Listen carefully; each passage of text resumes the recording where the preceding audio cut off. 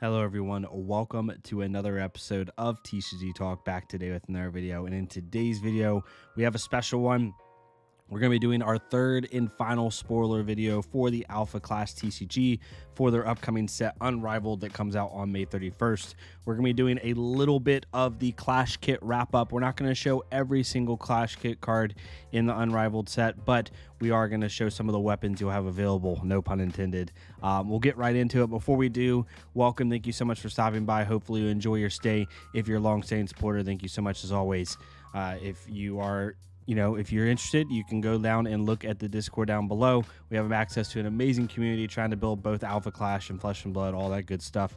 And if you want to support the channel, definitely check it out with the channel membership. But we'll get right into it. So there's two contenders we're going to go over. One you've kind of seen already. You've kind of seen like rumblings of them, but you haven't seen exactly all of the weapons they're going to have at their disposal.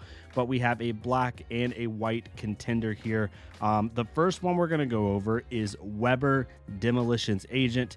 Weber, some people may have seen. I'm pretty sure people have seen this one already, but it's 25 health black contender, Alpha Hunter. That says when you attach a weapon you control to a Clash card you don't control, you may engage this contender. If you do, draw one card. So whenever you take one of your weapons, put it on another contender's Clash cards, you get to engage your contender and draw a card. And while there is a weapon you control attached to a Clash card you don't control, so once you do that, once you engage, once you draw your card, this contender will get +1 defense. So you're able to attach something to your opposing contender's Clash cards, possibly give them a debuff or a negative effect.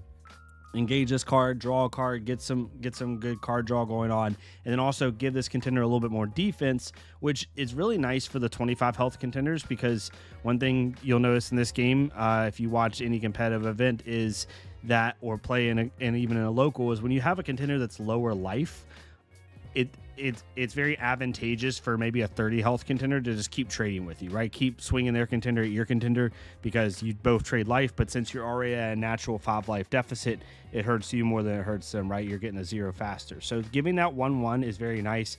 It allows them to not just be able to hit you with a 1 power weenie and be able to like take down your health or trade you with contenders. So that's really good.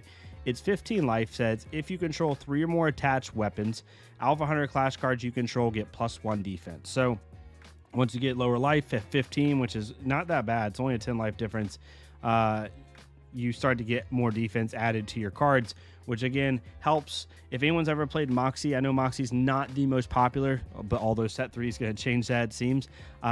Moxie is not the most popular due to power level, but the one thing that black does have a lot of their disposal is good defensive cards, especially if you pair it with white, in my opinion, as far as like actual defensive power. So it's going to be really nice to have even more defense as you go along, and so on and so forth. So we're going to go over some of the cards that they have wanted me to share with you about Weber specifically. Then we'll get into the white contender. And I'm going to break up another little thing here just to kind of show off some cards I think they could pair up really with. So Suit Up is an obvious one. We have a weapon-based contender.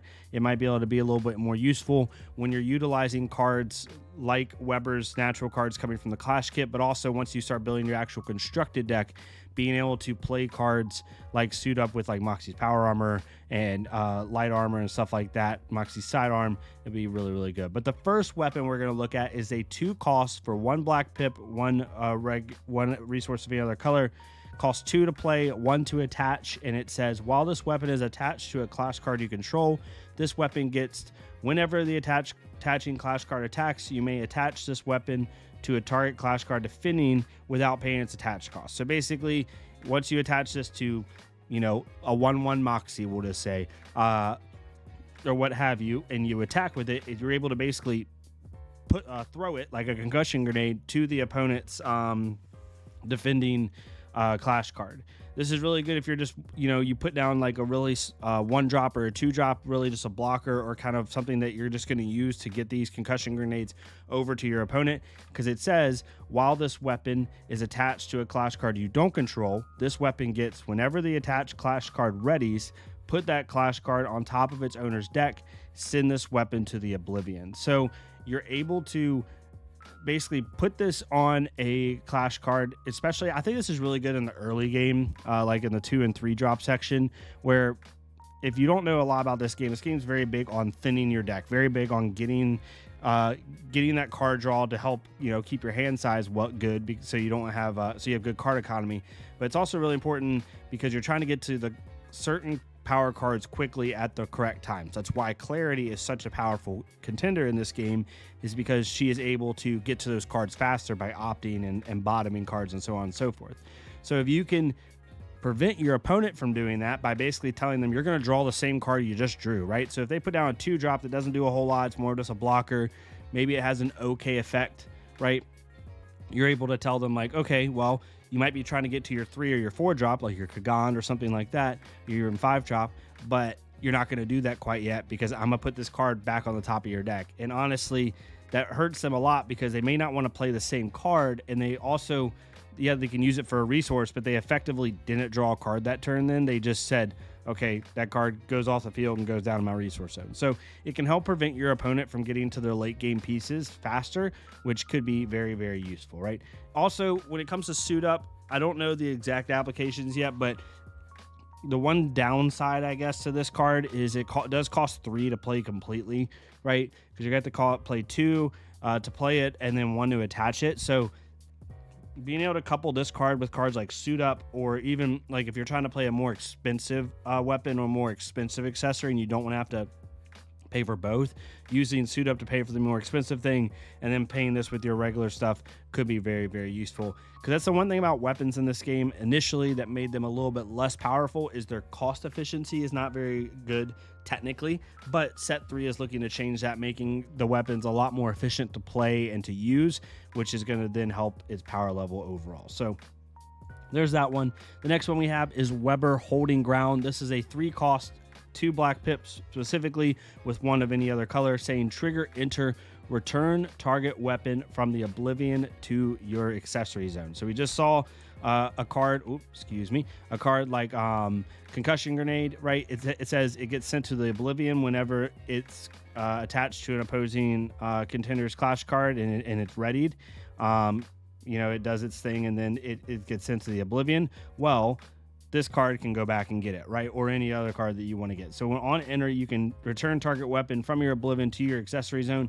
This is also extremely powerful if they have some type of accessory removal or weapon removal, being able to bring it back potentially, like a more expensive one. But mainly the main use is to go get those cards that are automatically sent to the Oblivion when they do their effect. It also says that Moxie Clash cards you control get +1 defense, which is really nice because there's a lot of applications with this, and I won't go too much in this video because we're really going over the Weber Clash kit and stuff like that. But Moxie has certain cards like just the generic Moxie that is a 4-drop 3/3 that says when this card gets 1/2 as long as it has 1 or more weapons attached to it.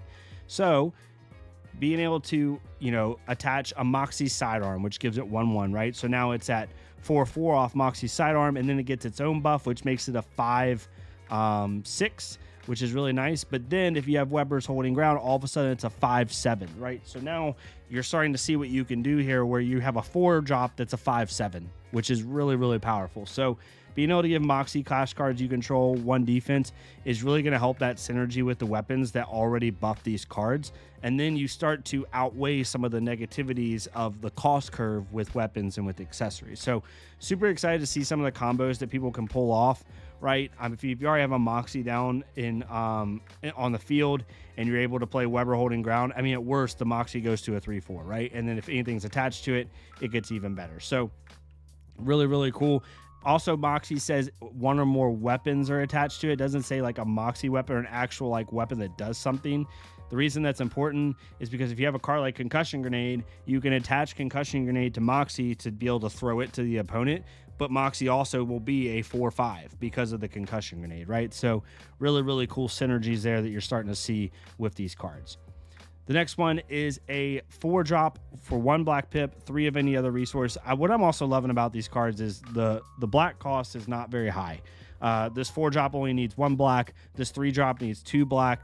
This 2-drop needs only 1 black, right? You can splash very effectively with these cards. But Weber Brave Grenadier says has Barrage 1. For anyone that's not aware, and I wanted to read the exact verbiage of this just so people understand it instead of me just explaining it.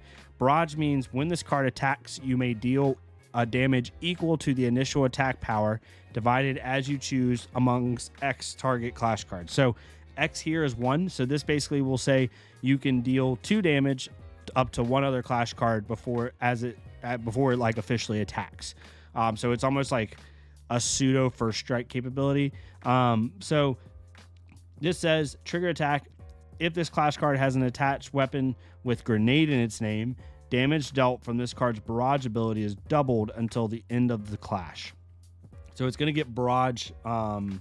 It's gonna still get barrage 1 and only be able to do one clash card by my understanding, but it will be able to deal 4 damage instead of 2, which is pretty powerful because as a 4 drop, being a 2/4 is a little bit below rate, but when you add in the fact that it can potentially barrage 4, like being able to take out a 4 damage clash card is really, really nice, especially one that maybe isn't defending you, but also it could help you take out a card that potentially is more powerful, right? Like a 5/5 Kagan could be really, really something that you're trying to take out, right? It's a 5/5. You're like, okay, I don't have a clash card that can equal, and it's engaged because it just attacked. I don't have a clash card that can kill it. Well, what I'm gonna do is I'm gonna play Weber Brave Grenadier. It's 2/4. I'm going to attack it and have a weapon attached to it. It does barraging 4. You pick it, so it could really, be able to take out that Kagan. Sorry, I had a little brain fart there. But yeah, super cool here. The barrage ability is a unique mechanic that allows you to either be really efficient with taking out your opponent's clash cards, or be able to take out a clash card that you otherwise could not kill on your own through like regular clash damage. Frag Grenade is the next one.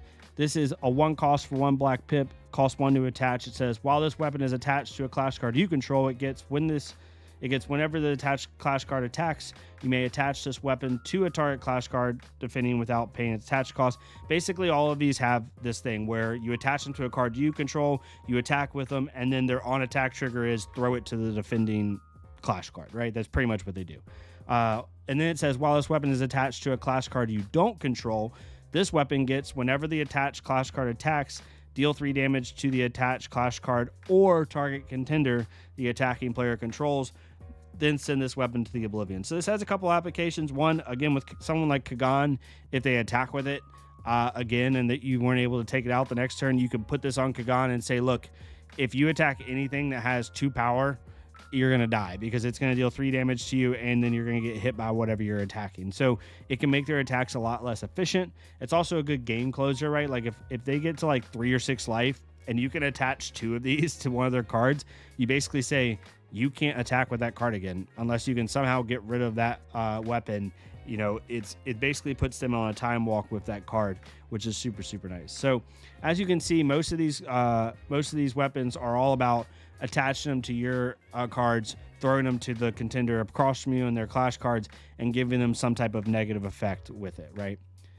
Then we have Warcry Driving Force. So Warcry Driving Force, the white contender, 25 health. It's an alpha, and it says whenever you exhaust a card you control for the first time each turn, draw 1 card. Trigger attack, you may exhaust this card. If you do, until the end of turn, up to one target clash card you control assigns damage equal to its defense power rather than its attack power. Keep in mind that a card that is exhausted is not ready during your next ready step. So I hate making comparisons with other TCGs, but it's the only thing I can think of. Universes does this a lot where you freeze a card. So exhausting does not mean engaging. It doesn't mean just like turning it sideways and attacking with it. It means like actually exhausting the card, which means your next turn when you normally would re-ready it from being engaged, right? It's exhausted instead, so it stays, sideways until the turn later. So what you're trying to do is you're using that exhaust mechanic and you're not getting that card back basically for 2 turns, but you're gaining a more powerful ability in its place, right? So whenever you exhaust a card you control for the first time each turn, you can draw a card. A lot of Warcry's cards are going to naturally exhaust, so it's going to be able to be useful for that. And also being able to assign damage equal to their defense power is really nice, because if you use Warcry's kit and then when you build your first constructed deck you use Conquest's kit with a lot of defensive power, you're able to like use both of those synergies together to do really good. At 15 life, it says while this contender is exhausted, clash cards you control get +1 defense during each opponent's clash phase. So you're wanting to, even though you're not going to get Warcry back for an extra turn when you exhaust with him, it allows you to basically get +1 defense to your cards during your opponent's class phase. So it's a pseudo like magnate ability, but also being able to utilize the defense power for attack. So like Warcry is a very defensive deck in nature, but then he uses his defense for his offense, right? One of the quick cards that I thought would be really good, and we'll talk about with the newest card, Spiritual Stampede. It's a 5-drop with 2 white pips specifically. It's a basic action that says until end of turn, clash cards you control get breakthrough and assign clash damage equal to the defense power rather than their attack power. Until the end of turn, you can't play clash buffs. For anyone that's not aware, breakthrough says this attacking clash card deals excess clash damage to an opponent's contender if the attack power is higher than the total defense power of the defending clash card. Similar to trample is the word that most people probably would know. So what you're trying to do with this card is basically play really defensive cards. Like for example, if you played a card that had 1 attack power and 6 defense power. Maybe it's one of a heavy blocker card. That's what it's normally meant for. Well, with this card, when you play this card, now that 1/6 becomes a 6/6 with breakthrough, which is very, very powerful. So if you build up this board with like 3 or 4 defensive cards that are really hard to take out because they have so much defensive value, like a 1/4 and a 1/5 and a 2/6, right? And then you play this card, all of a sudden those 3 cards I just mentioned are now 4/4, 5/5, 6/6 with breakthrough. Super powerful card if you can set up the board for it. That's why you can't play clash buffs, because then it would just be unbelievable value. But a card I thought that had good synergy with this is Frontline. Frontline says trigger enter, each player may ready a clash card they control until the start of your next turn. The portal can't be activated. Why I thought this was good initially, why I thought this was good initially is Warcry says a card that is exhausted does not ready during your next ready step. It doesn't say it can't ready at all. It just says it doesn't ready during the next ready step. But if you can somehow force it to ready, unless they change the rules on me and I don't know, let me know in the comments below if I'm wrong, Reagan or Ridge. But you should be able to force it ready through cards like Frontline. So not Warcry specifically, but another card that exhausts, maybe another clash card that you exhausted for its ability. You could play a card like Frontline in past your ready step and then be able to re-ready it. That's the way I read it, but I could be wrong. Also, if the portal is closed, Harbinger cards you control get +1 defense. Not as relevant for this, but if you are using Conquest's kit with Warcry, it could be very, very useful. Next one we have was Warcry Faithful Protector. This is a 4-drop for 2 white pip. Specifically, it's exclusive, so you only can have one of these on the battlefield at any time. Engage clash cards you control get +1 defense, which is really nice because if you're engaging these cards, you can't find a way to re-ready them, and the opponent has the ability to attack them, then they get +1 defense. And when you couple this, right, you couple this also with Warcry's 15 power ability that says when this contender is exhausted, clash cards you control get +1 defense, right? Think about it. So you get +1 defense from the exhausted, and then if they're engaged, like they've been used, which most time they will if they're also exhausted, then they could possibly have +2 defense, which is really, really nice. It says counterattack. After an opponent declares an attack, you may exhaust this card. If you do, prevent all clash damage target attacking clash card would deal this turn.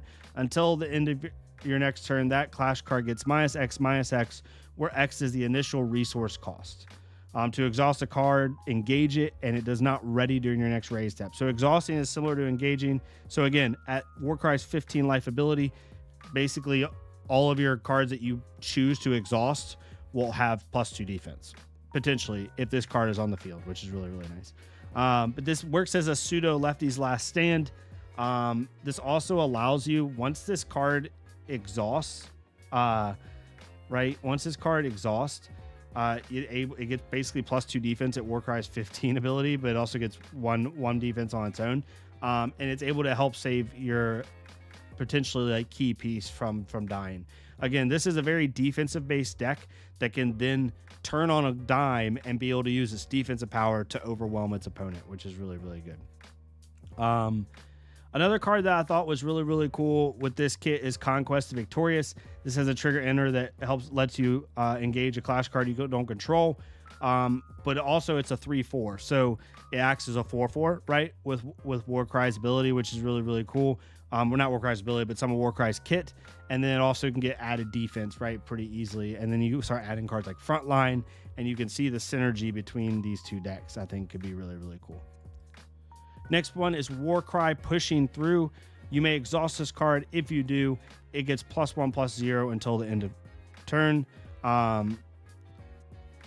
turn. So basically, you're able to exhaust it to get that +1 attack that you may need in order to take out a card. It will not raid during your next raid step, but odds are you're trying to just take out something or trade with it. Very nice 1-drop that can be overrate just by exhausting it. And with 1-drops, most of the time, you're looking to get that one-time ability, whether it's drawing a card, whether it's, you know, doing whatever, and then kind of let it die. That's similar to what this is doing. You're getting that one-time ability of getting the overrate attack value, and then kind of go on about your day.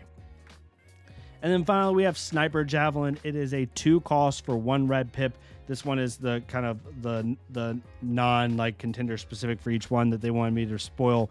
It is a 2 cost for 1 red pip. It costs 1 to attach, and it says attached contender gets +1/+0, and then attached contender gets trigger attack.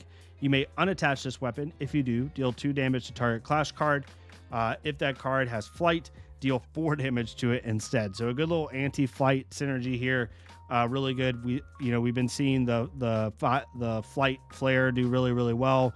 You also have Kagan that does really well. So being able to, you could attach this to your contender. You could attack Kagan directly. It would deal 4 damage to it, and then your contender would finish it off by dealing 1 damage to it, which is really, really powerful. This only can be attached to the War contender, so giving War a little anti-flight synergy, a little bit more. I'm loving these contender weapons that they're showing as well. It shows a little bit more. It'd be really cool to have a complete archetype based off contender weapons. So really excited for that. Hopefully this made sense. I tried to be as descriptive as I could. I'm still learning the cards like everyone else, but these are just some of the synergies I was thinking in my head. If there's a synergy down below that you think would be kind of cool with these Clash Kit cards, let me know. And if there's something I missed or something I did wrong, also let me know. There's some amazing players out there that know this game really well. That's just kind of where my head went. And the reason I wanted to show the synergistic cards is the Clash Kits are such an amazing tool to start the game on. Being able to buy these Clash Kits and then quickly pair them with very cheap and readily available cards from other contenders is very, very nice. But even at a core, being able to have this weapon versus defensive power type thing, like you have Weber who is attaching weapons and then trying to like basically whittle down their opponent's clash cards through like non-clash damage or negative effects. And then you have Warcry who has a lot of defense, so Weber kind of needs those weapons to balance out Warcry's like heavy natural power, right? Which really plays in the thematics of what Alpha Clash is, with these human alpha hunters fighting these ultra powerful alphas, and they have to utilize their tools in order to even the playing field. It's really cool for thematics. But hopefully you enjoyed this content. If you did, please let me know in the comments down below if I missed anything, or if you think there's something I didn't cover that you would like to be able to add to. Please leave it down in the comments below. I'd love to hear it. Thank you so much, Ridge. Thank you so much to the Alpha Clash team for letting me spoil these spoilers with you. Can't wait for the next set, Unrivaled. I'm gonna have my eye on Lynn. I'm telling you right now, I'm gonna be playing her. But thank y'all so much. Hopefully y'all have a great rest of your day, and I'll see y'all next time on TCG Talk. Thank y'all so much.